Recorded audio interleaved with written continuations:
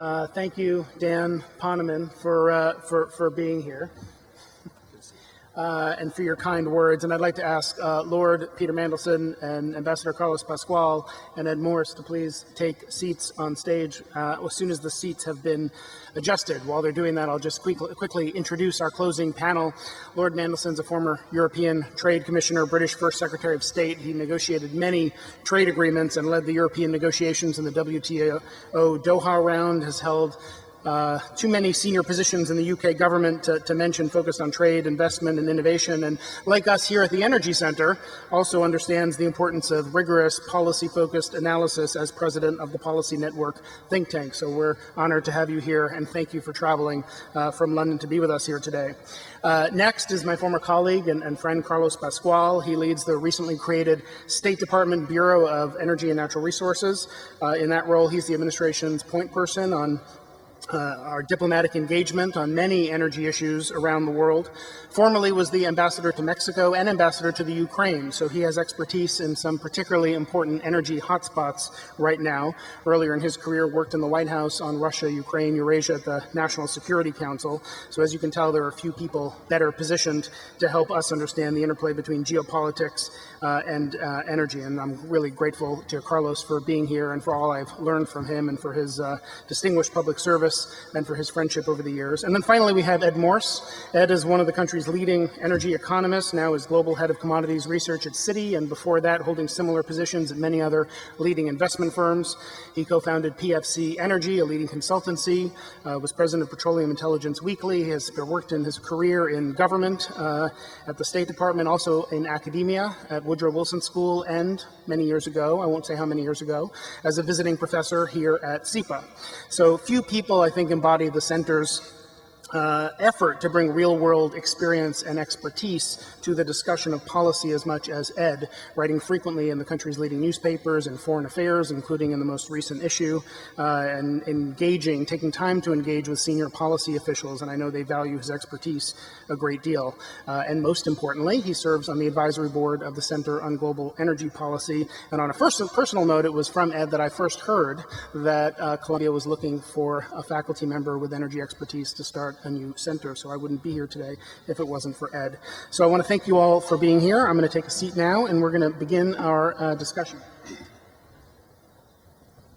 I wanted to start by talking a little bit about the geopolitical impacts of the U.S. energy boom. So you often hear people say things like the U.S. energy boom is having really big geopolitical impacts, and then they give an example, maybe what's happening with Iranian sanctions, but often don't take it deeper than that. And so my question is, can we try to do that in a couple of minutes?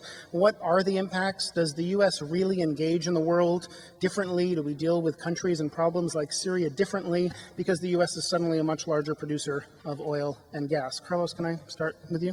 Sure. I think there are two things that one needs to think about in parallel. One is that we have increasingly come to recognize that energy is an issue at the center of the geopolitics of the global system. And this isn't new. Who has resources and who doesn't have resources has had a huge impact on the way countries can wield and influence power. Biggest examples of that have been Russia, Iran, Venezuela in the past. It then goes by a form of logic that if you increasingly have much greater resources yourself, that it puts you in a position to be able to engage in that politics and the engagement of the actions that countries take that influence the global geopolitical environment. Perhaps the area that has been most profound, even I think more so than on Iran sanctions, has been what we've seen happening with the globalization of gas markets, and in particular by the advent of LNG, and we're going to still continue to see that more in the future. As a result of increased supplies of LNG globally, one of the things that Europe has been able to do is increasingly diversify its supplies of energy. That, combined with the very profound changes that have been taking place in the European market, have radically changed that European gas market today from what it was like in 2009 when we saw the last round of the Russian-Ukraine gas wars. Today, Europe is in a position, not perfectly, there are countries that are still 100% dependent on Russian gas, but increasingly, we have seen that Europe has been able to bring in gas that at one time was intended to be imported in the United States, and they're not doing that because of our increased supplies of gas. And so, as a result of this, we've seen that Europe has been buying gas from Qatar, Trinidad and Tobago, Nigeria, increased gas from Northern Africa, and indeed in 2012, Helge Lund's here, Statoil was the leading supplier of gas in the European market. A fundamental factor for that was the way that the United States' dependence on gas had changed. If we had still been a principal importer of LNG at what was estimated about 80 billion cubic meters a year, those gas supplies would not have been available in the market.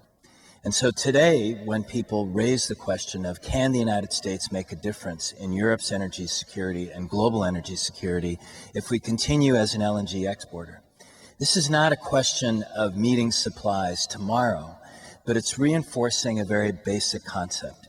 If there's a prospect that U.S. supplies will continue to come onto that global market and be available to Europe and throughout the world, if there will be a continued competition for gas supplies, and if consumers have a choice, it eliminates the past prospect of what we had, where between one end of a pipeline and another, you essentially had a monopoly between the consumer and the supplier.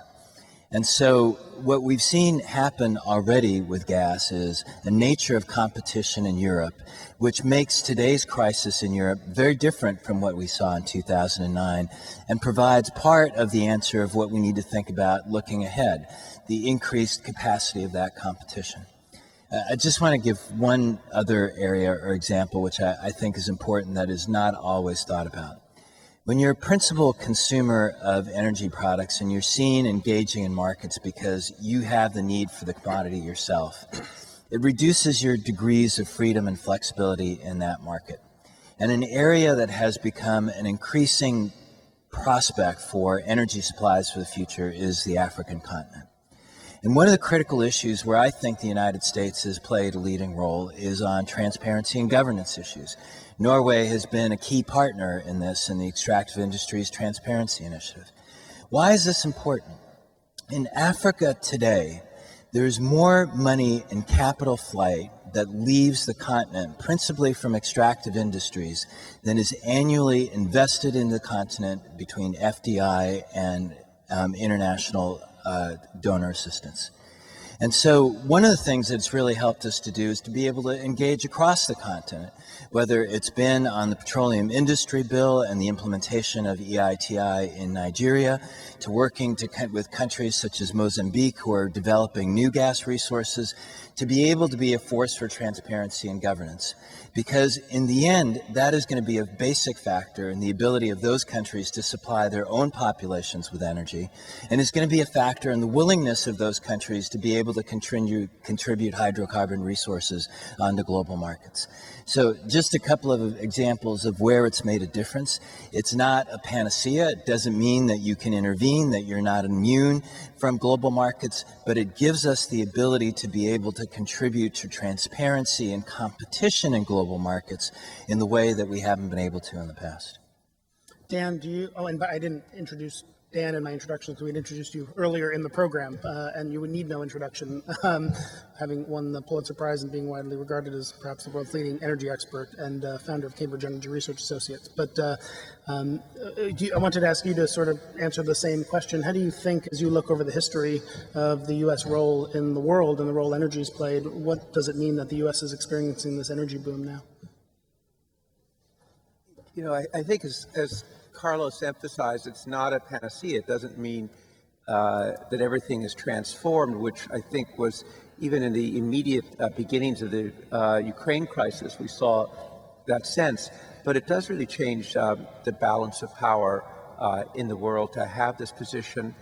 We can point to other examples that would follow from what Carlos said. If you look at, I mean, imagine if the U.S. was importing LNG today and Japan is in the position it is today. I mean, how would Japan have been able to hold together in terms of access to LNG? That's an example. And another example is the impact of what's happened here on, in part, explaining the reforms that are unfolding in Mexico. So it does take many different forms. And I think since we were here last time, I had the experience of being shouted at by Vladimir Putin about shale gas. So I know how he feels about it for obvious reasons. Ed, do you have thoughts on this question of sort of the U.S. Approach to foreign policy? Sure, I do. I think the setting is one of really disruptive change, and we're trying to, from a policy perspective, people are trying to come to grips with the change. Is the change real? Is it going to be reversed? What are some of the implications of it? And I think, we're now almost at the position where there's general recognition that the ability to exploit these unconventional resources is real, it's here to stay, and it's here to stay for a very long time. And I think there are two observations I'd like to make along Carlos's line. One is that effectively the LNG business is marketed as though it were a pipeline business. And the advent not just of the U.S. as potentially the largest LNG exporter in the world, but along with the U.S., Canada, and Australia, is really making a fundamental change in that market. And Sharif's facility is the first one that will make the change, because there are off-takers from the Cheniere facility that are going to buy and sell spot. They're going to effectively buy in order to, or committing to buy in order to sell spot. The interesting thing about the U.S., Australia, and Canada, unlike Qatar, Indonesia, or others in times past, is they can have these anti-competitive behavioral patterns in which they have destination restrictions, in which they prevent the resale of cargoes. And now all of a sudden, three major OECD countries with traditions of not allowing anti-competitive behavior will be in the market. And it will surely not just encourage, but guarantee the encouragement of a spot market, and it will change the nature of the pricing mechanism. It will deprive countries that are pricing natural gas as though it were oil. It will deprive them of that rent, and the consumer will benefit. And it is a benefit to the world as a whole, for inadvertent, as it were, as a result of this. The other aspect of it, I think, which we will see also over time, is the demonstration effect. Clearly there are many countries that would like to have shale or tight oil resources developed. Some of them have made mistakes. One prominent country in Europe put in a tax system that was so prohibitive that it drove away the investors. And now we're finding among the fastest growing producers in the world, Argentina of all places, where there's the resource base and the desire to get the resources. And they're at a stage that many people who are cynical about whether Argentina would ever attract foreign investment have to take a second look at it. Argentina was producing 12,000 barrels a day at the end of the fourth quarter of last year, and has now doubled that, and it will go up fourfold between now and the end of the year. That's a remarkable demonstration effect that will, I think, further add to the supply resource being developed on a global basis, and it's because of the demonstration effect coming out of the U.S. You mentioned Europe. Lord Mandelson, I wanted to ask you to sort of comment for a minute on European energy policy and what your sense is of how well it's working or not working to achieve different policy objectives. Security is one objective, climate change is another objective. There have been concerns that it hasn't been necessarily effective in doing that, but at the same time has had impacts on prices and competitiveness. What's your take on European energy policy, where it's working, where it's not, where it needs to be improved? Well, if you take a helicopter view of what's going on in Europe, you'd have to conclude that things are not going terribly well. I mean, if you consider the policy objectives that we set for ourselves when I was a member of the European Commission in 2005-06, we wanted cheaper, more efficient, less costly energy. We wanted lower carbon emissions. We wanted to have our economy with a stronger competitive base, and we wanted to play our important role in the world in international climate change negotiations. Well, if you look at the situation now, our energy is more costly. Our industrial base is less competitive. We have poured tens of billions of euros into very subsidy-hungry renewables. And whereas about 10 years ago, we were throwing something in the region of 0.24 tons of carbon into the atmosphere for every $1,000 of our GDP, for all the policy focus and drive and money we have spent, we are still now throwing out something in the region of 0.24 tons per $1,000 of GDP. So that is not a very happy situation for Europe to be in, which is why we look at the United States energy revolution with colossal envy. We see what this revolution, this energy boom has done for economic competitiveness in this country, and we've seen too what it has done for your ability to reduce carbon emissions. So, you know, from a European standpoint, you can't blame us for being very jealous.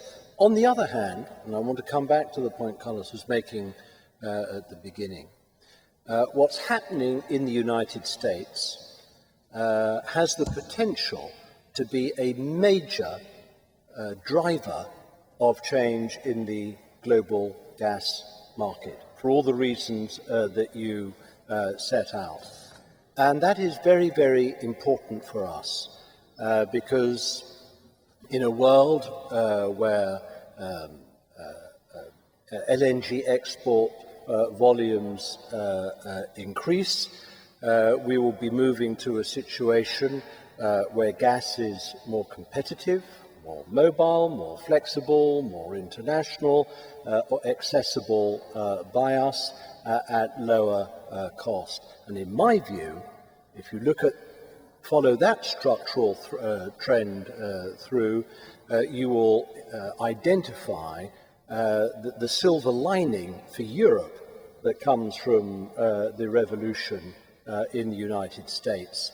It will enable us both to stand back from our current over-dependence on Russia, as Russia's share of the global gas market diminishes, and as we are able to look to more choices, alternative sources of supply, hopefully to the United States, but to Australia, to Qatar, to East Africa in time, Eastern Mediterranean in time, as well as existing suppliers. So short term, we are slightly grisly and envious. In the longer term, we are slightly more optimistic.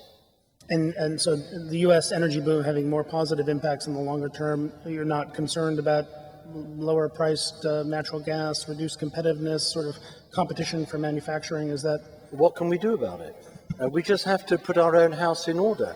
We've got to take advantage of those changes that are taking place in the global gas market, given that at the moment, you know, we're pouring a colossal amount of money into renewables, increasing at the moment volumes of carbon emitting coal being displaced from the United States market, throwing nuclear out of the window in many cases, and not grabbing the opportunity that is offered to us of natural gas, of shale, where it exists in different European countries. These are the different factors, in my opinion, poor policy making that has created not a shambles, that would be an overstatement, but certainly a degree of incoherence in European policy making that we have to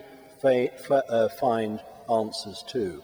And I think in the medium to longer term, What's happening in the United States will, as I say, be a driver of a transformation of the global gas market. We have to take greater advantage in Europe of greater gas availability at lower cost, and we've got to organize our energy mix and our policies in a way that enable us to do so.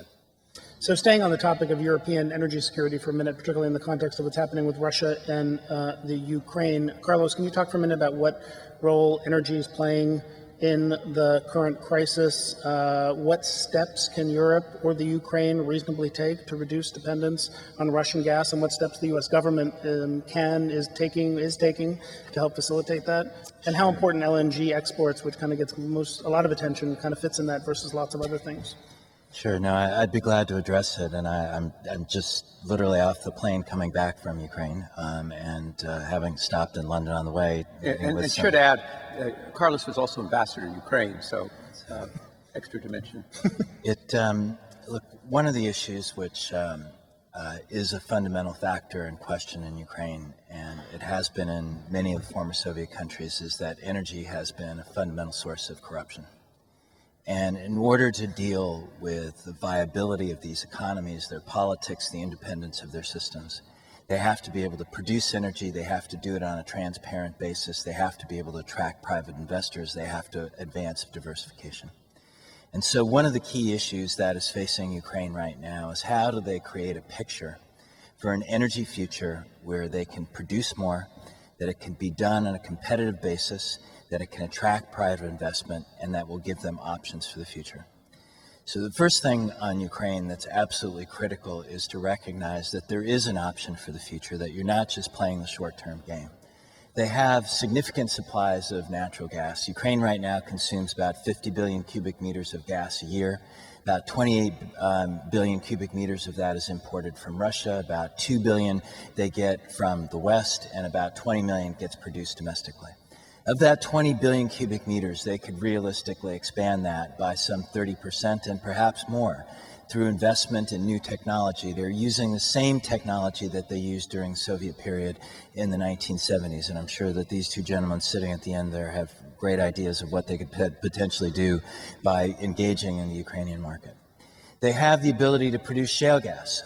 Last year, Ukraine signed contracts with Chevron, Shell, Eni, for shale gas developments, and over a 10-year period, or by 2020, realistically, that could be expanded by 15 to 20 billion cubic meters. Ukraine has had huge subsidies in gas. In the past, it constituted about $13 billion a year, 7% of GDP. And so they have already started on May 1st, the beginning of phasing out of those gas subsidies, which will create an incentive for energy efficiency.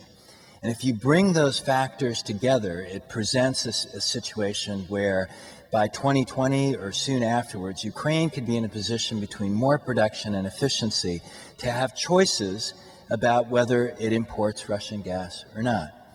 Now, in the short term, the answer then becomes, what can Ukraine do to create some of its options?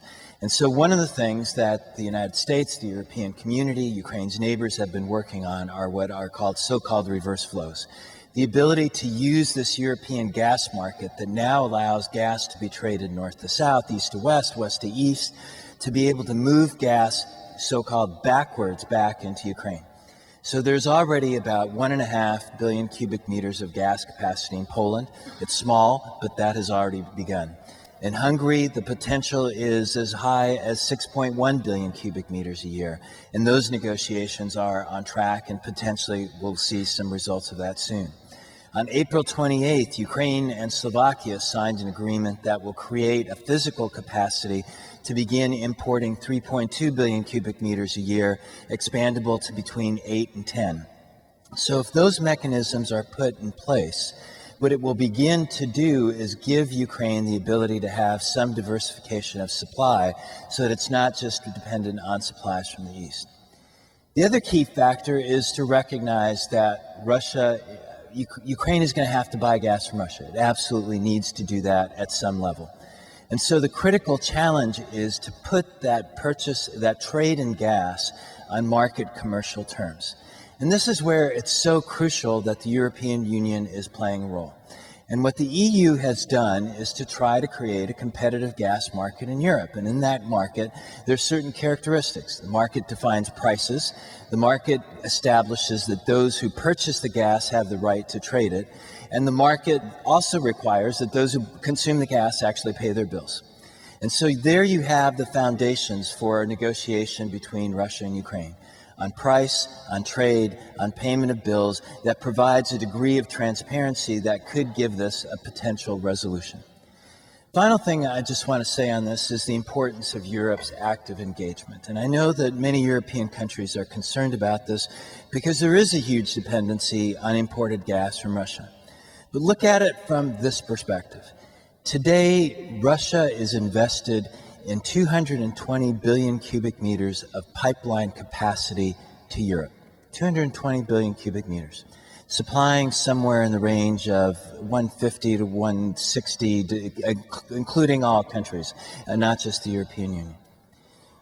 Russia has 14 billion cubic meters of export capacity to Asia.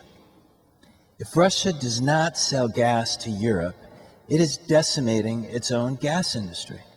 And so this is the moment of opportunity to do exactly what Lord Mattingly has said, is to create the options for diversification of supply. There is no doubt that in 10 years, Russia is going to have pipelines to China. There is no doubt that they will have greater export LNG capacity because Asia is the fastest growing gas market in the world. Europe has this opportunity to use this moment in a way that advances its own diversification, but puts this in a realistic perspective, that now is the time when they can use that market power of 400 million consumers to be able to clearly define and insist on the rules of the marketplace in price and in competition, and ensuring that those rules are extended to Ukraine as well as part of the European energy community. Just a very quick follow-up, and then I want to ask Ed and Dan to come in on this. The U.S. recently announced sanctions against some specific people and entities, including Igor Sechin, the head of Gazprom. Can you talk about where sanctions policy could go to address the concerns with Russia's actions now, and how they might be used in the energy sector, or how limited the ability to use them is given what a major supplier of oil and gas Russia is? Does that constrain the ability to use sanctions as a tool? The purpose of sanctions is to draw a red line on Russian behavior. Russia has obviously invaded the territorial integrity of Ukraine and Crimea, and perhaps just as disconcerting is the role that Russian security forces have been playing in the eastern parts of Ukraine, where the objective has not necessarily been intervention or control, but disruption. And as we've seen over time, it's a lot easier to disrupt with a few people, creating chaos and taking buildings and finding local groups to transfer them to them, than to create a clear and defined course for the future. And so the message that we, the United States and Europe, have been trying to send with sanctions is that continuing this behavior is going to have a cost, and that those sanctions will continue to be ratcheted up unless we move back to an example of conduct in the international community which is transparent and inconsistent with international law. There have been many comments about what might happen in the energy sector, and the President has held open the prospect of energy sector sanctions. When we talk about this, it's not in the context of the way that we saw sanctions against Iran, where what we were trying to do is cut off the exports of Iranian exports into the international community. Russia is a critical supplier of oil and gas. We want to see it to continue to supply that oil and gas on market competitive terms. We want to see Russia and Europe recognize the mutual interest they have in continuing transparent market relations. But what energy is important for as well is maintaining the confidence of capital markets in Russia's economy. Russia depends on hydrocarbon exports for 70% of its export revenue, for 52% of its budget revenue. And so to the extent to which there are signals that are sent that affect the confidence of Russia's hydrocarbons industry to be able to continue to grow. That is not a signal just about the Russian energy sector. It's about the ability of Russian capital markets and the interest of international capital markets to continue to finance Russia and the cost that they're going to pay for that debt. And so that is the critical point, I think, Jason, that we come back to in the energy sanctions. I'm not going to speculate what they would be. The United States and Europe have an interest in coordinating those steps together. We have had significant discussions on how to be able to move them forward. What we have made very clear is that if there isn't a change in behavior that demonstrates a willingness to abide by transparency and adherence to international law, then there will be a cost. And the cost is not so much in energy per se. The cost is going to be in the impact that this will have on capital markets and their willingness to finance Russia. So I want to ask Ed and Dan to come in on this. I'll just, for people's situational awareness, say John Podesta's plane delay set us back slightly, so we're going to go about 10 to 15 minutes over, and apologies for that, but this is too good a group to sort of cut off this soon. Ed, can you comment? There's a lot of things here to talk about, but take any piece of it you want, but in particular thinking about the security of supply, the energy security, and what can be done in terms of policy to help Europe and to address concerns with Russian behavior. I think I'd rather not comment further. I think we've covered much of that territory. I'm happy to comment on some other. Well, there's another question specifically for you, which is on a different topic, which is about the remarkable stability we've seen in the crude oil price for the last 3 years. And the question targeted for you is what killed crude volatility and what will cause it to come back? Yeah, well, volatility was not just killed in the crude oil market; it was killed across all asset classes. So it's a much bigger puzzle. I think on the oil market side, the geopolitical puzzle is the following. It's not just the sudden, unexpected emergence of the Russian supply that's come into the marketplace, but we have since February 2011 seen a remarkable growth of disruption to supply in the market. Before the first Libyan disruption, there was less than 500,000 barrels a day of oil not in the marketplace. Since the Libyan disruption, that number has grown. And if you add the non-OPEC supply, the OPEC supply that is off market, and add to that the amount of Iranian crude that's not in the market, we're at like 3.5 million barrels a day of oil that was expected to be in the market that's not in the market. This is something that's clearly going to be with us for a long time because it in many ways represents, the Iranian sanctions aside, the failure of the petrostate to deliver in governance. And I think we will see the same forces that have brought about civil disorder in many oil-producing countries continue to do so and maybe ratchet up a bit. The really remarkable phenomenon is the market's non-reaction. It's not just the oil market's non-reaction, but financial markets have not reacted to Ukraine. They've not reacted to oil disruption, and oil prices have actually been increasingly stable over time since the February 2011 Libyan disruption. Not only stable in terms of the average price of Brent, and of course what's happening in our markets is another issue, but the trading range has narrowed from 88, 89 to 120 to something on the order of 103 to 112 for Brent. So it's a remarkable puzzle, and the question is whether the new supply coming in from Canada, the US, and increasingly from other places will be the balancing factor in the market that will allow the world to undergo a record amount of disruption in traditional flows, which is a record not only in the volume, but a record in terms of the dispersion of the disruption to as many countries as we've seen, with more potentially on the horizon. Dan, can I ask you to respond to? Well, yeah, I wanted to do that, but I thought first, if you don't mind, I will like to come back and answer, but Lord Mandelson was the trade commissioner of the EU, and I'd love to hear from him about sanctions and your view of the use of sanctions now and the situation and the efficacy. And then I'll come back. Yeah. Well, I'm not in office, and so I have the luxury of commenting on this from this stage rather than from within the government. But my view is that sanctions are necessary, inevitable, that they will, if Russia continues to introduce further instability into Ukraine, need to go to a third stage. I think in those circumstances, the sanctions will target state-related Russian companies rather than individuals. And I think that however loath they are to see this further stage being reached, I think that key European nations are sort of girding themselves for this possibility.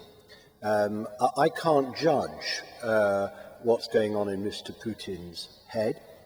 I heard what he had to say yesterday, and I think we have to treat what he says with a degree of skepticism. I don't mean rejection or hostility, I mean literally skepticism.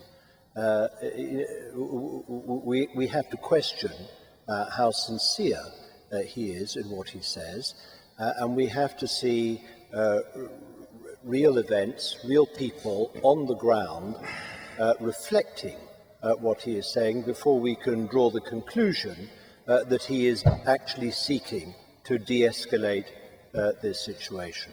Second point I would make is this. People in Europe will be very strongly opposed to energy being used as an instrument or a trigger to escalate our counteraction against what Mr. Putin is doing in Ukraine. And therefore we would want to see financial services, capital markets and flows targeted as a way of sanctioning Russia, rather than sort of mounting any sort of sanction or embargo or blockade against Russian energy. I don't need to explain why that is the case, given the dependency of Europe generally on Russian sources, and given the position of Germany and Italy in particular as Russia's largest customers, the possibility of either of those two countries or others agreeing to using sort of energy as a lever in this, well, just don't hold your breath for it. Last point I'd make is this. In its energy relationship with Russia, you know, Europe is not heading for a divorce. I mean, the relationship is too big for that, and it will continue to be big, and it creates a source of dependence, mutual dependence between Europe and Russia for anyone to contemplate divorce, even in the medium term. On the other hand, Europe is going to become far, far less monogamous in that relationship it has with Russia. The emphasis on creating greater energy resilience. Already we are far more resilient in Europe than we were when the last interruption of supply occurred in 2009, not least because of the expansion of gas storage and because of the investment in interconnectors. And that has got to grow. But above all, we've got to look to those choices and alternatives, taking advantage of changes in the global marketplace over time to reduce our dependence on Russian gas. Last point I'd make also is this. Russia has as much to lose from playing about with energy supply, even to Ukraine, let alone the rest of Europe, as we have as a cost in playing around with our supply. If Russia moves and interrupt supply, even to Ukraine, that will send a massive signal to the rest of Europe, but it will also send a massive signal to the East, to Asia. And if they want to adjust their market mix and look more to the East and to Asia to find outlets for their energy, then they better step back from breaching that trust as a supplier, because what everyone will see in the future is one heck of a big need not themselves to become reliant on Russia as a supplier in the future, if this is the sort of action that they're prepared to take, even in relation to Ukraine, let alone, as I say, the rest of Europe. Dan, you should pick up any piece of that you want. There's a lot there, but I'm particularly interested also in your thoughts. We're talking a lot about energy security and what that phrase means to you, and how in the U.S., where we talk a lot about we're not importing gas anymore, we're importing much less oil, what does it mean to be more energy secure for our country? Right. Well, let me, if I can, respond to some of these points too. A lot of wisdom has just been spoken, but it's striking that we are sort of a little bit back in a sort of Cold War. A lot of effort went into trying to assess what are the intentions of the Kremlin. That kind of went out of fashion, and yet here we are again. What are the intentions of the Kremlin? Was this an impulsive response to the sense that Ukraine was going to move into the Western sphere and no longer be part of this Russian sphere of privileged interest? Was it the fact that, as President Putin has said, in 2007, Ukraine's not a country? Or was this a long strategy and so forth? And what kind of game is it being invented as it goes along or not? And I'm sure Carlos has some views of that. But the point that Peter made about Russia has spent 5 decades trying to establish that it is a reliable supplier to Europe, except a few countries to the east.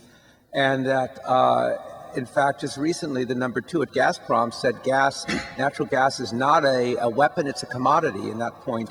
And exactly, and now that Mr. Putin in 2 weeks will be in Beijing talking about a gas deal with the Chinese, and the point that Peter made is something that will be actually hanging over that. I think when we talk about sanctions, there has to be coordination with the Europeans, and they will have somewhat different perspectives on it because of a different kind of engagement. I think there's also always the question with sanctions of unintended consequences. You hear about, sort of garden variety financial institutions who now find that they have a problem in because they have loans that they need to make some changes in. Are they violating sanctions? And we don't want sanctions that will hurt the countries of Eastern Europe. So getting them right is quite a challenge. But I think that maybe the real impact of this, and what explains what happened yesterday in Mr. Putin's statements, we don't know.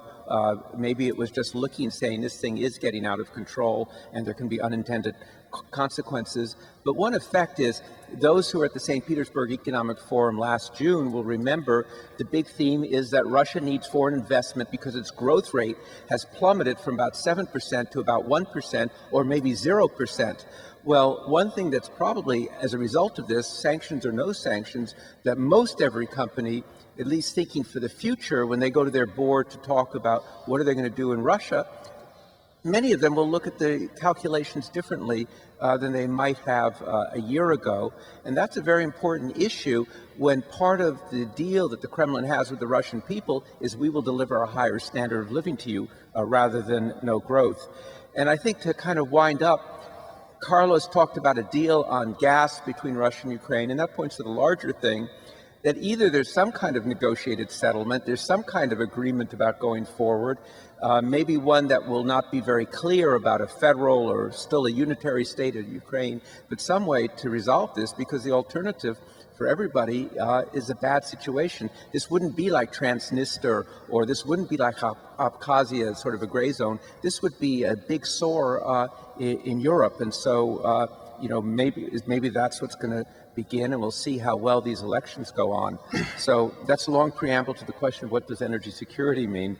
I think it means a lot of different things.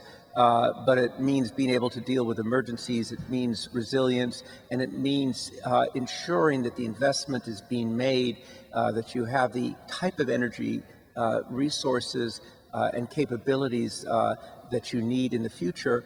And I think it also goes to very much what Dan Poneman was talking about, having the information, high quality information, to, among other things, avoid panic. So that's why it's really important that you were at that gas station in Queens. I wish we had much more time to talk about lots of other places in the world, particularly China in light of this week's developments in the South China Seas and other things. I want to close just by taking one question via social media from Student Energy, which is, what is the one market or geopolitical trend that students should pay attention to when developing their future career plans? Can we start with you, Ed, or are you thinking? Professor Morse. Yeah, I think disruptive technology is the place to look. I think we've seen disruptive technology at work in being able to get this unconventional revolution going. We see disruptive technologies at work in power generating system. I think follow the technological line, and we'll see disruptive forces. And when there are disruptive forces, there are always winners and losers, and that's what geopolitics is all about. Any thoughts? I bow to your superior wisdom. It seems to me that looking to technological disruption is fine, but the use of the word disruption brings home to us all, I hope, that whatever virtues and advantages the United States now has in its energy revolution, the world continues to be a very interdependent place. The global economy continues to be very integrated, and therefore isolationism, in whatever form or manifestation it takes, is not, in my view, an attractive consequence of greater energy self-sufficiency in the United States. The United States, I'm afraid, remains the world's indispensable nation, and that means there will be very firm limits on how much you can disengage and withdraw from the rest of the world. Carlos, advice for students? Huge wisdom in Ed's point, and I would just, rather than say disruptive technology, I would say transformative technology, and the intersection of those transformative technologies with markets, with capital markets, with entrepreneurship. You know, if you think about the United States, in 2005, shale gas was 1% of U.S. production. Today, it's 35% of U.S. gas production. That's an example of how the technology, the resource, and the markets actually combine. The other thing that I would say, just looking ahead over the next decade, is the transformative nature of natural gas markets and the phenomenal way that they're changing. The advent of LNG, and Sharif is, at the center of that, is having a massive impact on those markets. But the geopolitical implications of this, of creating competition and trade, the way it affects major suppliers, the way it impacts consumers, is huge in magnitude in politics and economics and in technology. And it's a fascinating area in which to engage. Closing word of advice? So I thought I could extract one-sentence summary from the quest and a one-sentence summary from the prize. I think the quest is what Ed pointed to and has been modified. Disruption, you can just think, it does seem every we all sort of think we know where the world's going, and every 3, 4, 5 years ago, something comes along, a financial crisis, a Fukushima, shale gas, upheaval in the Arab world, etc., and you kind of move into a different reality. So I think disruption and surprise is one lesson. The other, in the prize, as I sometimes look back at that book, it has hundreds and hundreds of very interesting characters, but the two most important characters in that book are, I believe, supply and demand. So I think that the other thing that is very important is actually seeking to understand how these energy markets work and how they're changing. Great. I think everyone is familiar with those, but sometimes people are new and learning about energy, or students are new to the field. And so the quest and the prize for which Dan won the Pulitzer Prize, and the quest, more recent book, both of which are absolute must-reads to understand the history of U.S. energy and what's happening in the U.S. Energy space now, which are certainly assigned in my course, and I know lots of other people's as well. So I appreciate your indulgence going a few minutes over. I really appreciate our panelists' time being with us today, and for some, like Lord Mandelson, traveling from far to be here. I hope you've enjoyed this and learned as much from it as I have, and we will be back next spring with another annual forum, as well as many, many programs and conferences and speakers and lecturers in between, as well as research coming out of the center. So I'd invite everyone now to not only give everyone here a round of applause, but also then to join us for a reception in the faculty room, which is directly behind the stage. Thank you.